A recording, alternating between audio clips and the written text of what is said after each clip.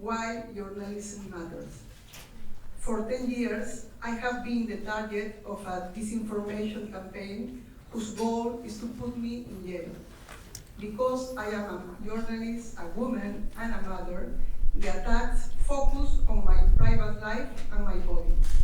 Since they cannot refute my investigations, they have made me the target of threats, defamation, and espionage.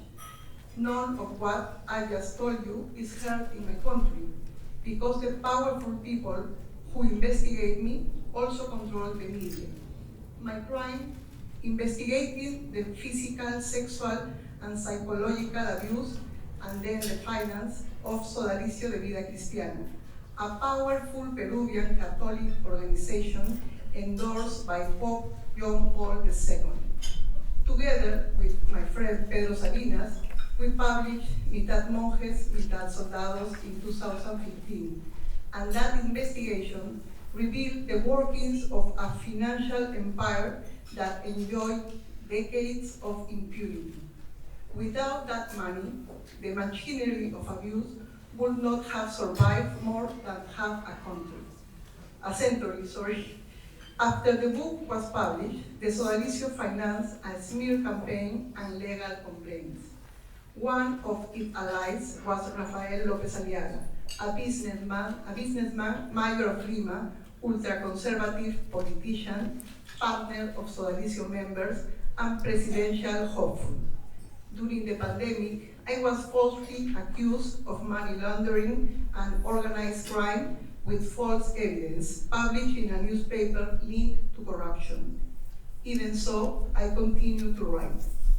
Thanks to the support of several bishops, including the man who would later become Pope Leo XIV, on November 10, 2022, I met with Pope Francis.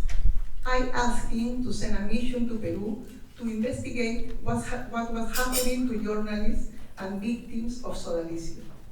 8 months later, the Vatican sent Monsignor Charchi Luna and Jordi Bertomeu to verify our allegations. Last May, it was revealed that Robert Prevost, the Bishop of Chiclayo and now Pope Leo XIV, had been helping us since 2018. His closeness to Peru and his commitment to the truth were key. Just 2 weeks ago, I met with the now Pope, and he was delighted about this award. He asked me to tell you all to keep going and that journalism enrich our souls. As Pope, he also wrote a letter to Peruvian journalists.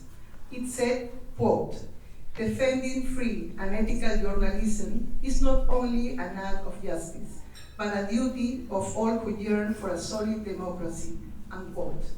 His words resonated during the presentation of Paola Ugaz, a play written by Vera Castaño and Rocío Limo that tells this story of persecution, resistance, and memory.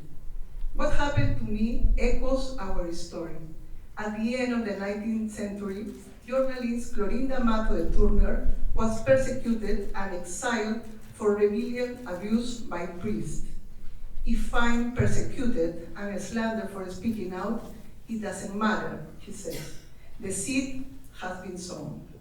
Like her, I believe that journalism that makes those empowered and comfortable sows the seed of the future.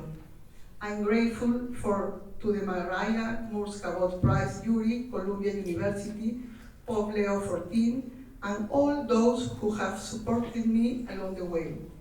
This recognition also belongs to the victims of Sodalicio and to the journalists who continue to believe that telling the truth, even if it hurts and comes at a high price, remains an act of faith.